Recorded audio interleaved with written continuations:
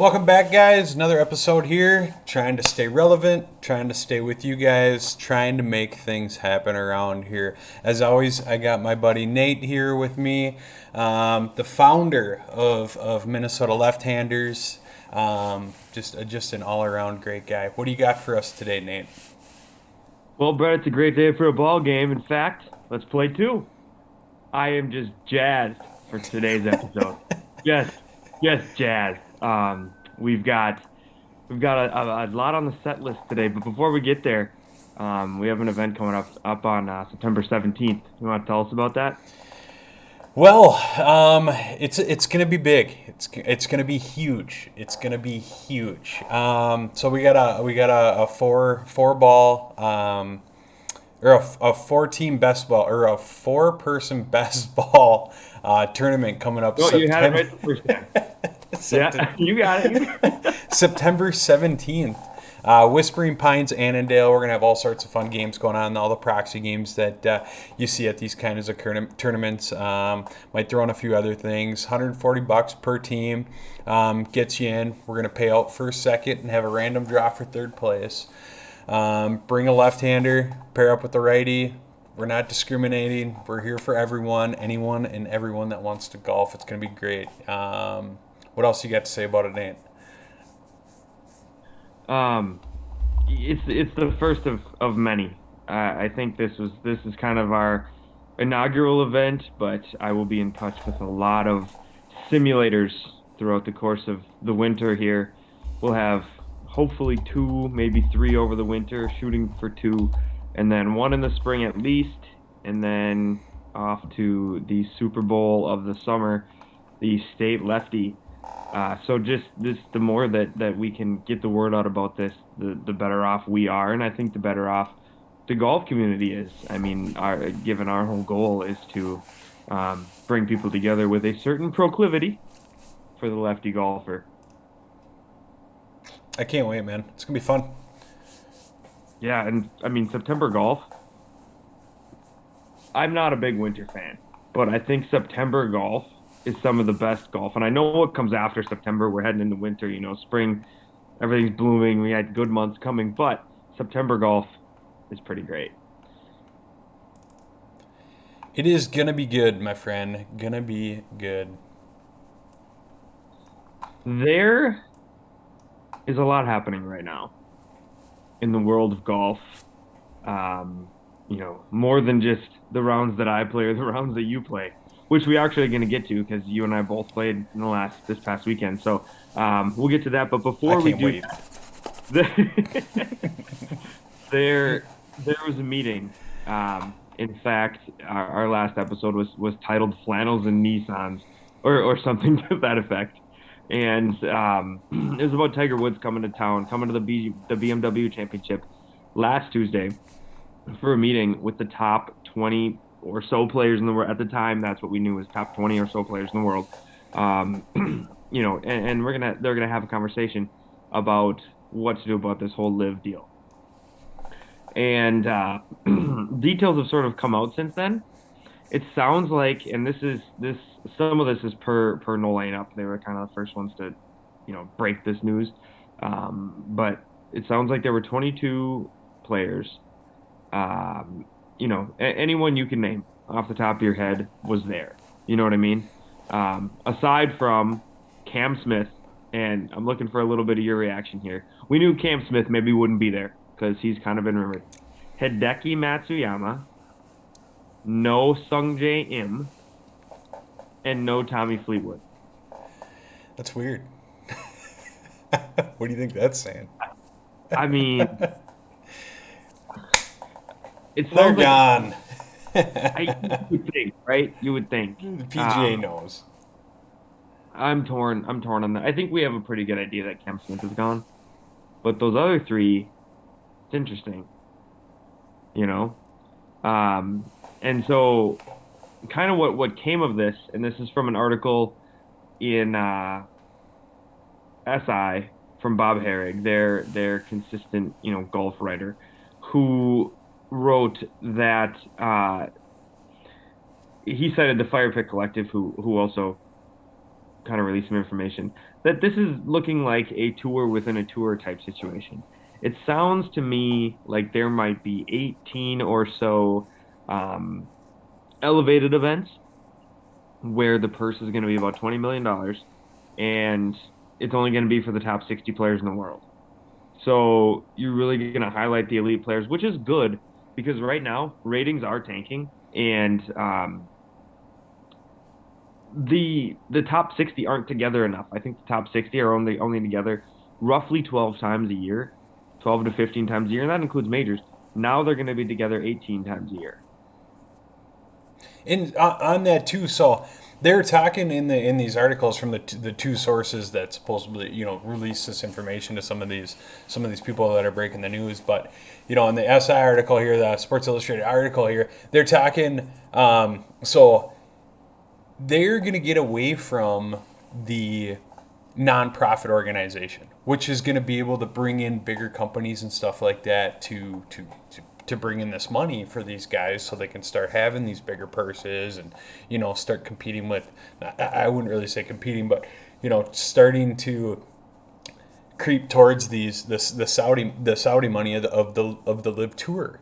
So another thing too is with the 60 players that you had mentioned all playing for these these 18 tournaments that are 60 people for $20 million purses. Another thing about that is too, there's no more cut. So all these guys will be able to play through Sunday if this all happens and stuff. Obviously this is just hearsay, and in the meeting of the guys that hold the PGA Tour together.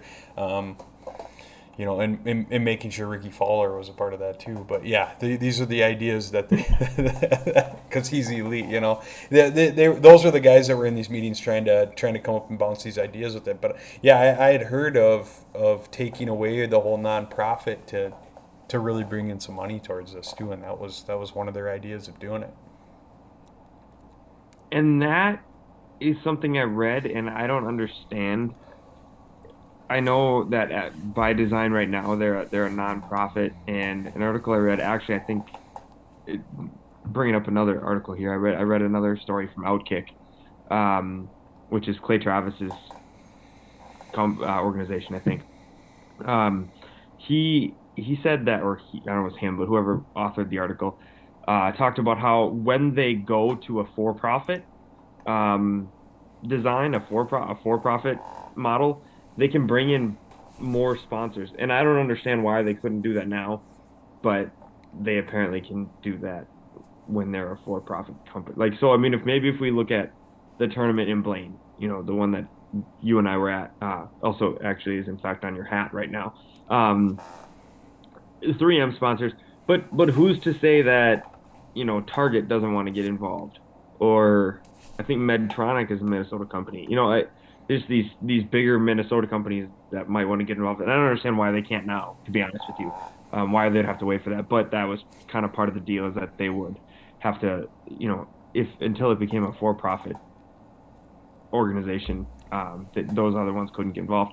So we'll have to see. I'm excited to watch this whole thing develop, because right now what's tricky is how many PGA Tour members are there? I think it's over 200. Mm-hmm. And they're having to keep 200 people happy.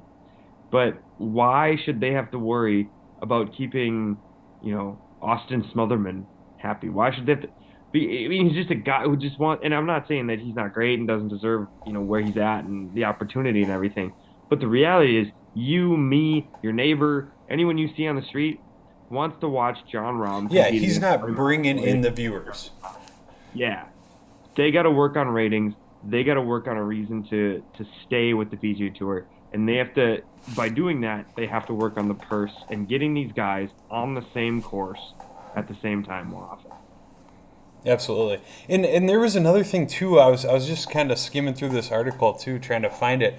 But when they were talking about going from a nonprofit to I guess you'd say a for-profit a business, that turns contracts into play for these players too, to keep them from doing things like going out to the live it puts them under contract. I'm assuming kind of like an NFL standpoint where these guys, okay, you signed a contract with us. You're not leaving to go play for the XFL. You're here with us. We're paying you to be a part of what we got going on. So That actually makes a ton of sense.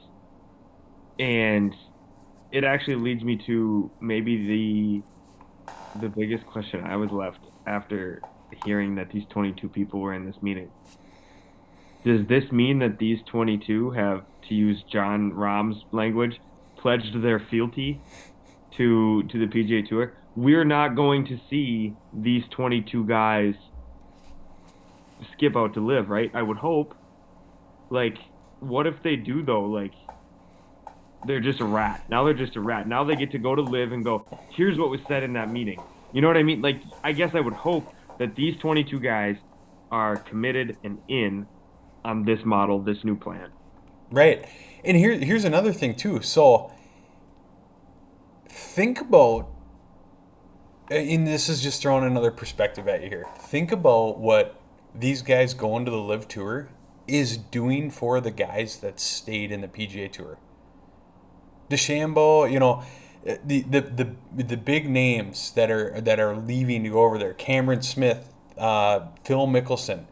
These guys could instantly turn around and look at these guys and go, okay, you got 22 of the top PGA Tour guys, the top names, not the top golfers, Ricky followers there, meeting up in a room and discussing and talking about, oh, hey, guess what, guys? Now we're going to be playing for $20 million instead of 2.1, 2.7, or whatever, Zalatoris won at the last one.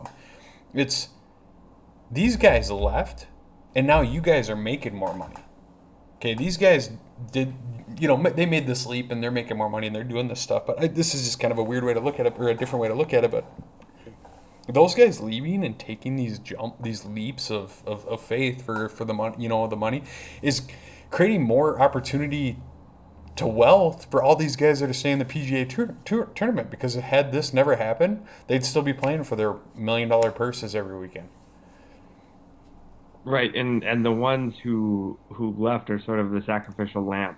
We needed you to go so that we could learn and figure out what's going to be better and sort of redo this, because we don't know what the Live Tour is going to look like in the next year. I mean, it sounds like these guys are going to have to play Asian Tour events, which they didn't want to do. I can't imagine they wanted to, they thought they were going to play 8 Live events and get to spend more time with their families. Now they have to play Asian Tour events? They didn't sign up for that. I can't believe that, 12, 18 months from now, they're going to look at this, or we as the fans are going to look at this and go, yeah, they made the right choice. You know what I mean? It just feels like the PGA Tour, this is a bump in the road and could be a pretty large pothole in the road if they're not careful. But it could easily just be a bump in the road as we look back maybe in a year and a half. And we're going to have a lot. I mean, we're going to have so much over the course of the next 3, 6, maybe even year. There's going to be so much live golf new headlines that are going to be made here in the next, while here. So I imagine we're going to have a lot more conversations about this. But in our little episode list here, you got a BMW and Nostradamus. What? Tell me about that. What is that? You sent that to me. I threw it up. Nostradamus. Oh, Doimer. Nate Doimer. Got it now. For this reason, Nostradamus, obviously the whole predicting the future thing. You asked me on Thursday night when we did our last podcast to make a prediction. And I didn't want to predict the winner because you wanted me to go with Raymond. I was thinking about that too, right after the second day. No, I'm not doing that. I'm not going down the road of winner because I never would have picked Cantlay. But I did say, how about this? Keegan Bradley does not top 10. Because remember, he was leading after day one. Yeah, you got it. Do you know where he finished? Because I do. 25th? T58. T58. He was 3 over. He was something like 8 under after day one. I think he shot like 8 under. He finished +3. he shot like 64 and then like 76, 75, 76 or something. Like it was, he's imploded. He imploded. And so I like to think of myself as, someone who can see in the future and Nostradamus. on short cells. That On was short good. cells. Um, but English teacher, people. English teacher. right. No, I would never have predicted Cantlay. Not that the guy isn't a star or whatever. He's just he doesn't move the needle for me. Like personality wise, flashy golf wise, he just doesn't do it for me. But it sounds like it was a good tournament. It sounds like it was an interesting course. I don't know. I don't I, know. and yeah, this might be for another podcast, and I don't know if I'm overstepping my boundaries here, or if this is like something I really shouldn't say aloud. But there might be like a top 10 least good-looking guys in the PGA. And Cantlay is top. Does Cantlay make that list? Yeah, oh yes, in that list. Although I will say also, If we if ever you grow this and this gets big, I can't. I'm just saying. I'm sorry. I'm not saying, but it's. Man, that's coming back to haunt you. I'm sure you got a really attractive wife. Calling Cantlay ugly is going to come I back to did. haunt Hey, you. those are your words, not mine, pal. Your words. Have you ever looked at like if you go into any given week, right? 3M Championship week, Rocket Mortgage, like it doesn't matter. Whatever week you go to, you go into the website, you find that field, and it has all their like tour headshots in a circle, and all their names. Golfers are an ugly bunch, man. They are. Well, We look at got me and this. you. Yeah, but like that's true. I mean, absolutely. I look like Shrek. But the point is, these guys, they have the worst tan lines, obviously, ever. Like, and they just look like a bunch of buffoons. Like, it's entertaining. It's worth a look It's great. someday when you are digging up tournament info for as pre-prep for our podcast here. Yeah, yeah. But uh, so that's what I have on the BMW Championship. I did not watch more than I saw Patrick Cantlay swing the club once. That was it. That was it because I dove deep.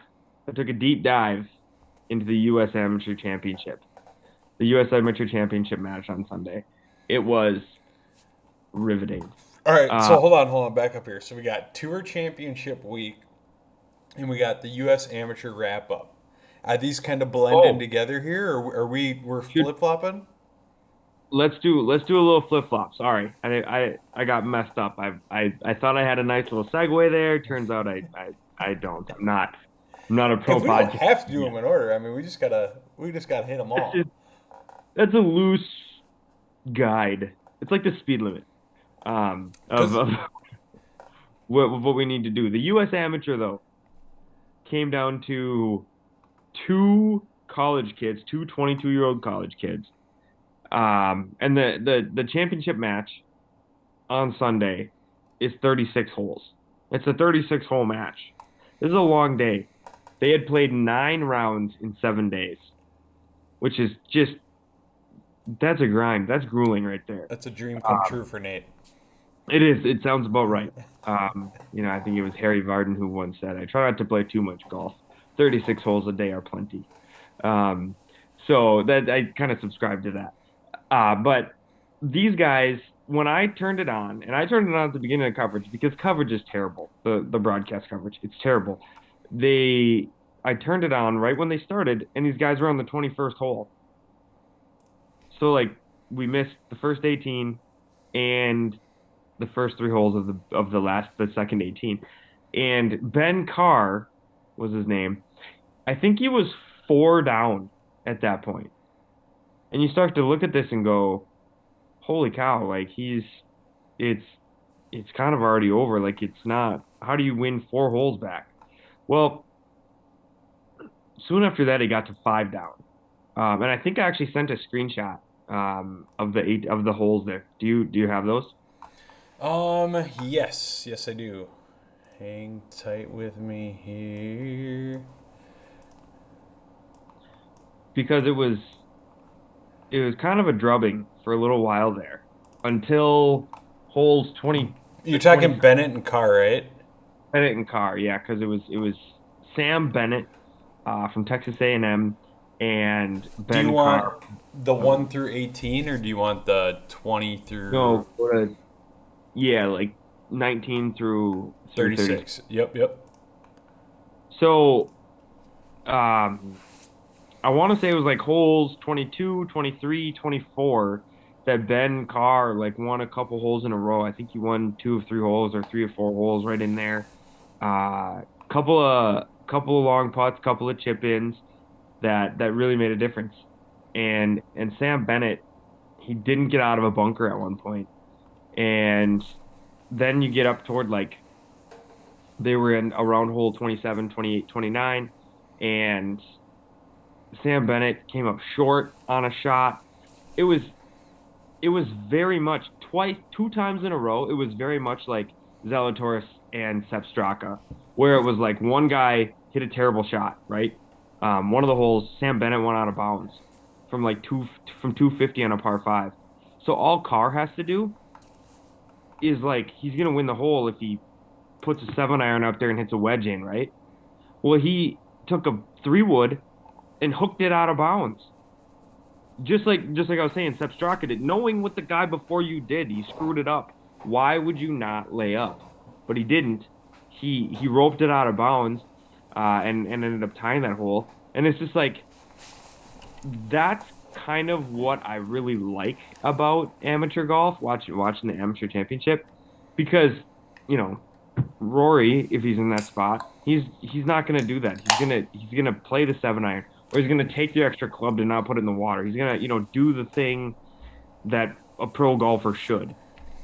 But I just like watching the amateurs because you could tell that the pressure was there, the adrenaline was there, and it's like you and me when we feel like things are going well.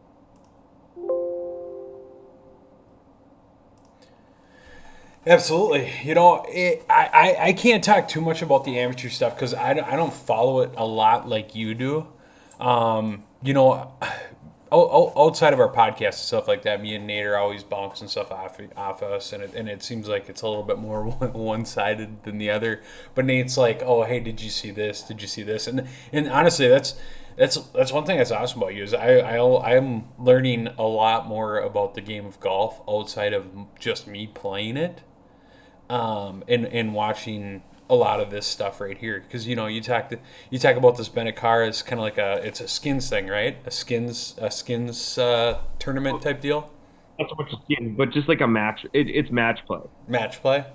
Yeah. Okay, so yeah, you talk nine hole 19, 20, 21, 22. He's gaining a stroke every hole. 22, Yeah. all of a sudden he plateaus and he loses a stroke on 23. And then 24, 25, 26, 27, it's even. And then all of a sudden he's starting to give up. 28, 29, loses one stroke. 30, he gains one back. 31 stays the same. 30, 32, 33, 34, starts dropping one stroke. And then 35 drops a stroke. So Yeah. it's So go ahead. I think right there, that would have been hole 17. Bennett was up two. He had about a 10-foot putt.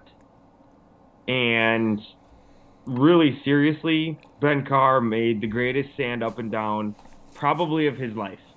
Because and it wasn't that it was extremely tricky, although it was a steep, the bunker was steep. He could see the flag. You know what I mean? Like he couldn't even see the stick. It was so high above his feet. It was so by the elevation was so high that all he could see was the flag.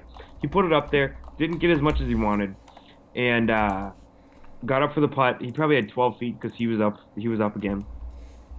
Just drains the putt, and Bennett, if he makes it, he wins the championship. But you put that kind of pressure on a guy, and he missed. And so then we're back to one down, going to the 18th hole. And for a guy to be five down and get it to the 18th hole is an incredible feat. It just is. It was so much fun to watch. And then Bennett, I mean, he kind of had Carr on the ropes. Carr had to win that hole to extend the match, and to get it back to even at the end of 36 there. And he just, too much pressure and whatever. But Bennett ended up winning the hole and winning, I think, 2-1. But kind of the point is watching Ben Carr come back like that. It's some great golf, but at the same time, so much of it reminds me of me, just the mistakes that they still continue to make, which is why I like watching it more than I like watching um, pro golf. And to that point, I'll ask you this question as we wrap up our USM. Is there, call it, the main sports that we know and that we watch. So we'll include golf. It's not one of the big four, but we'll include it. Is there an amateur sport? Is there a pro sport that is distinctly better than the amateur sport? Or is the amateur sport better than all of the pro versions? I mean, you got no amateur football. I mean, you gonna Well, call just amateur college football football. college? Yeah, I mean, college Yeah, football is pretty. I mean, it's pretty great. oh yeah, absolutely. You talk about my Iowa Wild. I love watching them every time I get a chance to watch some of our prospects grow and stuff like that. What are the St. Paul Hmm. Saints for the Twins here? Or I don't know what their minor. I don't know how the farm leagues work in baseball. Not a big I think knowledgeable baseball guy. that would have been my sport though. If I had to say, pro baseball is probably better than amateur baseball, like for my tastes. But like you look at college basketball and look at what March Madness is, like it's huge. College football has an unreal following. You don't have fantasy football in college football, obviously, and that kind of takes the NFL to another level. But in many sports, the amateur game is just as good, if not better, than the pro game, and I would say that holds true. My only point was saying that holds true for golf for me as well. Yeah, I mean, especially with how much knowledge you bring on it. So, you had another picture that you sent me with the 22nd U.S. Amateur, what the champion receives. You want to tell me about that? I don't have that in front of me. It sounds like maybe you do. Can you Yes. just what So, happens for the champion and the two who make the finals? What do they get? I'll read through the picture that you shared with me here, and then you can kind of elaborate on it. But they get a gold medal, custody of the Have Mayor Trophy for 1 year, Yeah, the exemption from winner the gets that, okay, the exemption from qualifying for the next 10 U.S. amateurs. which is awesome. It seems like a little bit of pressure relief. Yeah. Exemption into the 2023 U.S. Open at the Los Angeles Country Club. Yeah, so the next year's US Open. So you're just in as a as if you're in that championship match. I think is if you're in that championship match, you're just in, which is I mean, the try or the qualifying that it takes to get there is grueling. To get through all the sectional qualifying and all the regional and stuff. And so to just get there is a pretty cool deal. Next thing, a likely invitation into the 2023 Masters tournament. Now, that's got an asterisk by it, and let me guess why. Because these guys, even if they win, they don't actually get it unless they're PGA Tour qualified. Or correct, right? Am I onto something there? No, there's still amateurs that play in the Masters. Right, but they Um, can't technically win the Masters, right? well, I think they could. Okay. They likely won't. Oh, Um, right. but they could. I wonder if that one has an asterisk just because it's not both of them. Where the U.S. Open is both of them because they made it to that final match. They both get exemption into that. Where the Masters is likely just the winner, like the Okay. actual amateur champion, if that makes sense. Yes, it does. I mean, Now, definitely cool. and then the last thing, exemption into the 2023 Open Championship. Oh, the what used to be called the British Open, but we don't do that now. It's the Open Championship. Um, But yeah, no, I, I can't imagine what that would be like as an amateur to live out that dream, you know? Would be pretty.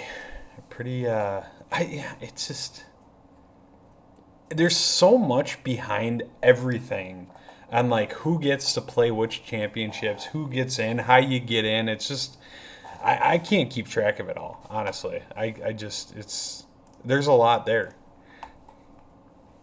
Mm-hmm.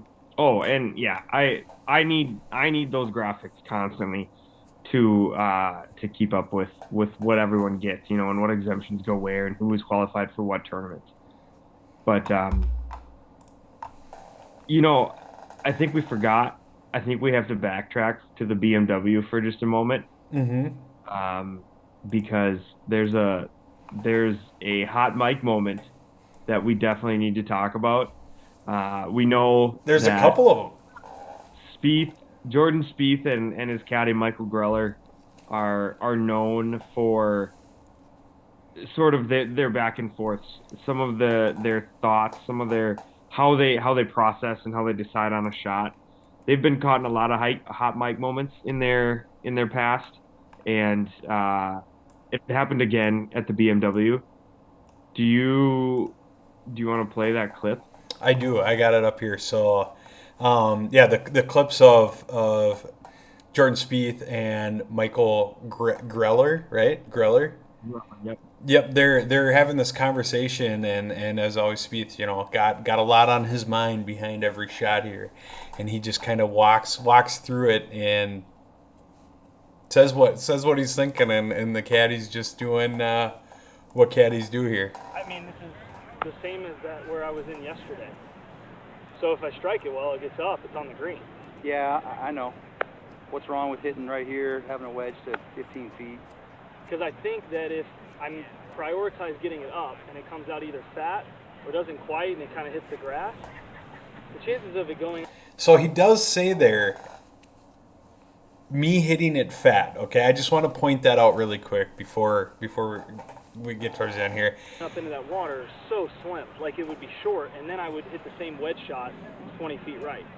But I think I can get it up and out, and or I could hit a 9 to the right, but I still think going long is better. I think I'm just trying to hit it really high.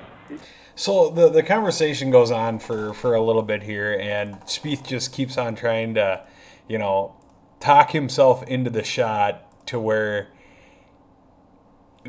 Griller just looks at it. I mean, he's just like, all right, do what you got to do, and then now here's the shot. I've ever heard a caddy try and talk his player every which way possible out of hitting this shot, and you heard Jordan say, it's on him. Why Nope. does Greller even try? And he says he fatted it. Thing's floating, it's got to get up. That was the shot. I love he that. didn't That's think the he could best. hit. And he even says, like, even if I fat it, I'm still, you know what I mean? And then he hits it, and the immediate thing out of his mouth, the immediate is, oh, I fatted it. I fatted it. It's just, it's crazy. Well, Excuses are good only for the people that are making them. Sound good only for the people that are making them. yeah, and it was like Greller said, like this sounds like a fun Tuesday, Wednesday shot. Just to try it out, just to see, you know? Not a good Saturday shot. I think he was 2 back or something at that point. I think he was two under for the day and he was 4 back. Like he was on the climb, like he was moving toward the leaders. And that just set off a bad mojo kind of at that point. And I mean, he did say like, this one's on me. You know what I mean? And he had a good laugh after it too, which is good. So Yeah, like I think he understood. But it's like, it's amazing what these caddies know and how they pull off some of these things. Because they seem to know that their insight is just different. They see the course differently. They see the game differently than the player does. And ultimately it does fall on the player's shoulders. Because even if he does give him, the correct advice, but Spieth mishits it, that doesn't mean it's Greller's fault. You know what I mean? So ultimately it falls on the player. And Spieth seems to know that. He goes, look, this one's on me if I screw it up. All right, go for it then. I trust you. You could just see, like, I could just imagine hearing, like, the Morgan Freeman voice in the background. He did not trust the player. You know, you could just, because that's kind of what it was. Like, okay, I trust you. Not really, you know? Oh, yeah. Yeah. You tried so hard to talk him out of it. All right, now before we continue any further and jump on to the next topic here, we got to take a quick break. Running out of time here. I'll throw up just a set list here while we take a quick break, and we're gonna come back. We're gonna talk about. One of the things I'm most excited about is our recent round, because I had a pretty unbelievable shot that even my jaw hit the green. So it was pretty exciting. So let's take a quick break. Yeah, and I played. Sorry, go ahead. No, go ahead. Oh, I was just gonna say, and I played Little Crow out in Spicer on Saturday. So, you and I both have a couple things we could chat about with our individual rounds. All right, we'll be right back, guys.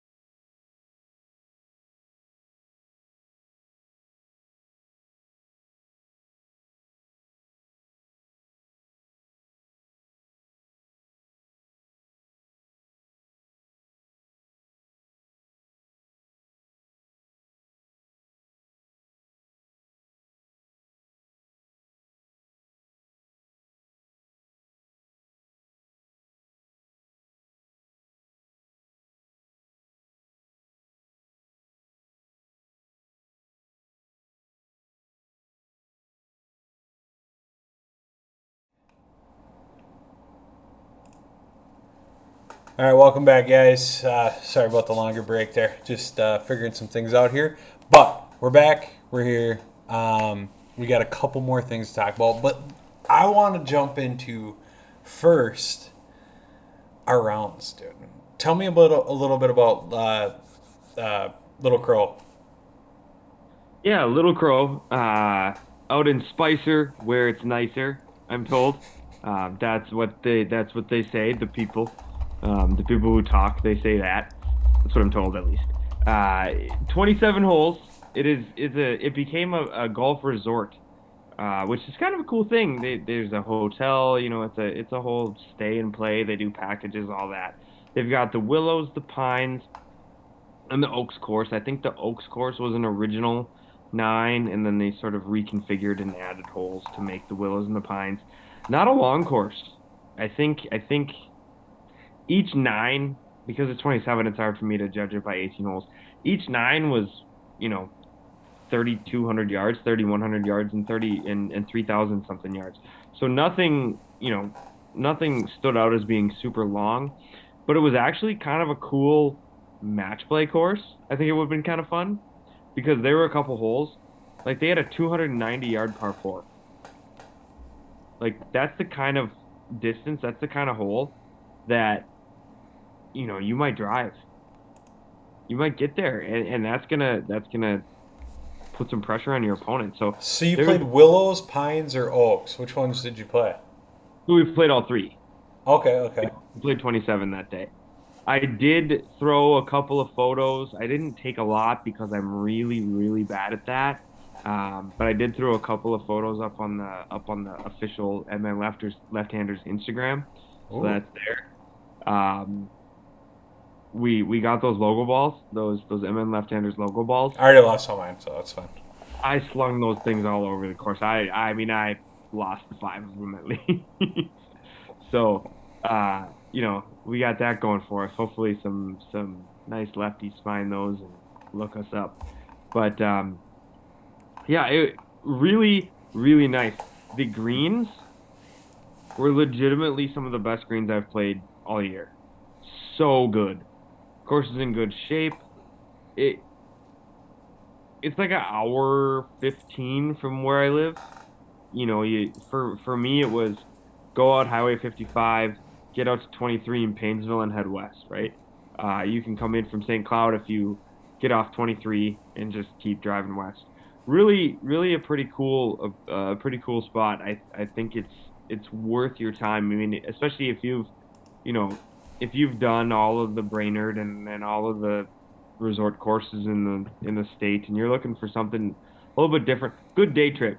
Tell me about the round, though. I mean, directions and all this stuff. I want to know how Nate shot. We're talking about our rounds here.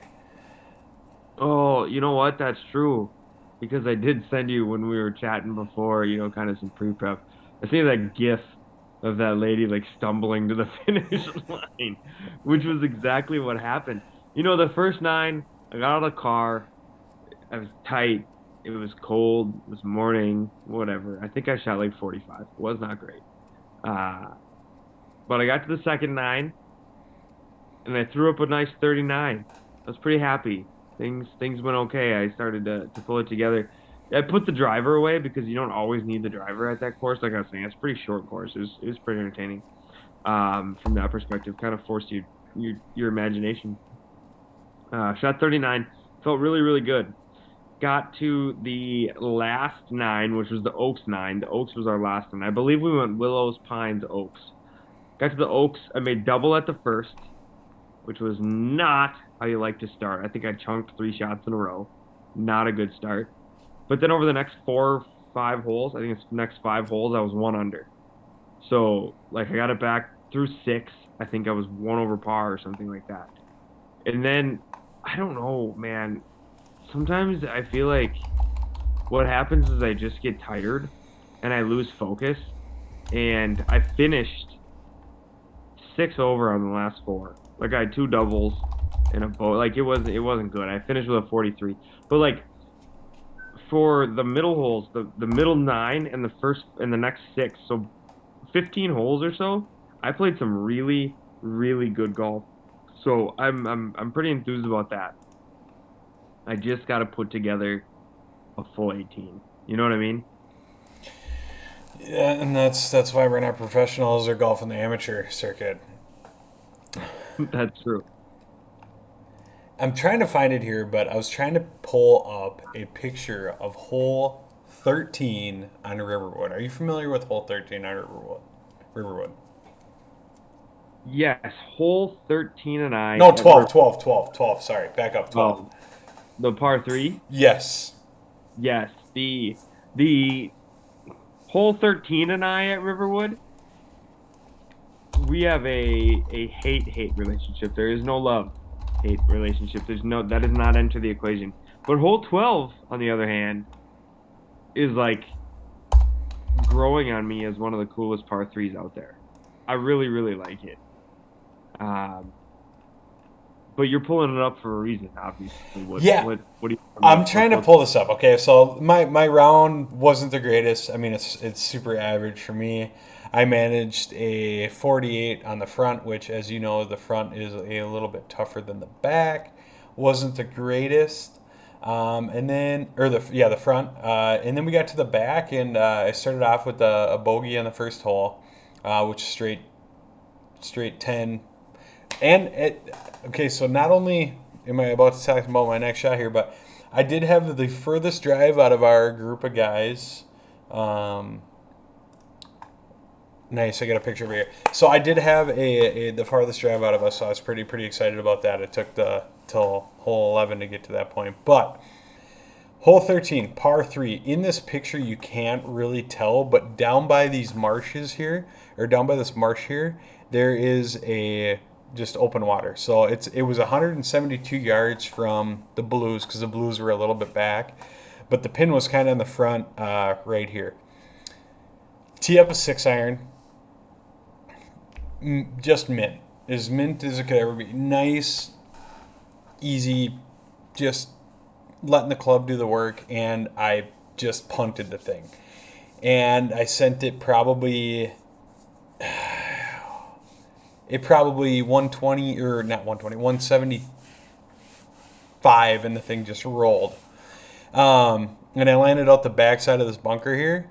60-foot putt, dude. Dropped it right in the pin. I was right on the edge of the fringe and rough. You know, that kind of hard spot where your putter's got to go a little bit through the rough. Yeah. Oh, yeah. Absolutely. So you kind of got to push your club through the rough a little bit and then hit down. You know, it was just this weird putt, and everything was just so perfect. And listening to it hit the pin and drop in. Oh, it's the best. It was so good. Because I don't have the picture up because we're not on the same screen. We're zooming here. But as I'm looking at the hole, the pin was front right.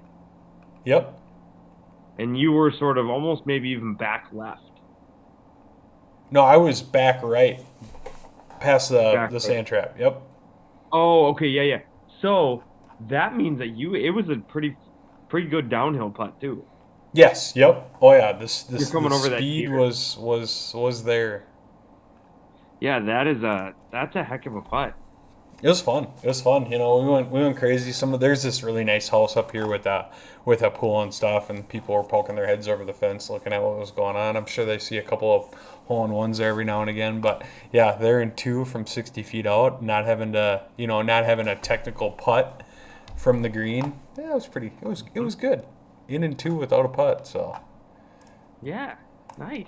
Kind of nice, yeah, but yeah, ended up finishing the back with 46, I think it was. So, I mean, nothing crazy for a round, but it was still good.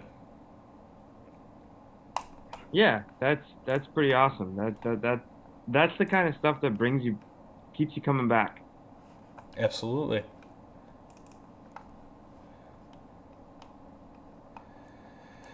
So after we got to talk about the Tour Championship week coming up. What do you got? Yeah, so I'm wondering if we don't wait on that until next week. Okay. Yeah. Because we're probably gonna do another one of these come Thursday. Yep. Or so Thursday somewhere in there. We usually do. And so I think next week or next episode we talk about Tour Championship, because it's it all comes down to this moment, right? Yep. The qualified for and that's a poor way of phrasing it. I don't know what would be the best phrase, but for the President's Cup, those who have qualified on the U.S. side and those who have guaranteed qualified on the rest of the world side have been released. So those names are out and definitely worth chatting about. And then obviously some obligatory live chatter as well, I'm sure. There's going to be some developments. Now, one thing I want to bring up about as a bit of a teaser for that President's Cup list of guys who are like these are the guys who qualified for this team. Cam Smith's on there. He's on the list. So he's gone if he goes to live. So we'll have to go through the rest of those names and talk about the rumors that are sort of swirling around them to see what you think. And also maybe look a little bit at their pedigree. And I think it's going to prove, like I've been saying, well, our arrangement here, our podcast is fairly new, but I've been saying it for a year. I think this President's Cup team is not the pushover that it usually is. So we'll go through the names and through what they've won and the pedigree that they have, and we'll kind of talk about why I think that this rest of the world team can really push this American squad. So Tour Championship, President's Cup, and obligatory live talk. But one thing before I think we wrap up, do you have that Rory video? Yes, I do. I got it up. This was, I want to say, hole 15. This is a segment that we like to call. I don't know. Should we have that? Should we have one of those things where we break it down by segment? Is golf the cure for humanity? Yes. Is golf the cure for humanity? Last week was Joel Damon caddying for his buddy. You know, doing the thing that you feel like you should do. Just because you're a pro doesn't exempt you from being an all-time good guy, and Damon definitely proved that he is. This is Rory McIlroy fighting back against technology. Here it is. Look at his face. He's like, what's going on here? He hits it away from the hole the first time. The guy brings it back. He hits it away again, keeps on hitting it, and just tosses this thing in the water. Now, what I don't get is some fan comes onto the fringe and is just talking to him, and Rory is just not having it. He marks his ball and quick, just staring the guy down, doesn't know what to do. Yeah, I don't know. Come on, Rory, let that thing go in the hole. I think it's great that it happened to Rory because of who Rory has become, and we've talked about this on this podcast. If you're looking for a guy who's blunt, who's going to get right to the point, it's just, you don't mess with Rory right now. And this guy goes and tries to mess with Rory. Technology is not taking over the world. It's not taking over the game of golf. Get that ball out of here. It's taking a swim. Golf is saving humanity once again. Thank you, Rory. Thank you, Rory. All right, that's all I got for today's episode. Hey, I can't wait for the next one. Going over the President's Cup, and we got one more tournament left, right, for this FedEx Cup playoffs? We do, and then this podcast is going to get weird. There's going to be lots of... there's all kinds of weird stuff we can talk about. There's going to be lots of would you rathers, top what ifs. What if this happened? What if they chose to do this instead of that? What if the PGA Tour was WWE? We're going to have questions like that. And, John Cena might make a special appearance on a thumbnail one of these days. Or accompanied by Sheryl Crow and Will Zalatoris. Right. You never know what you're going to get. So I know.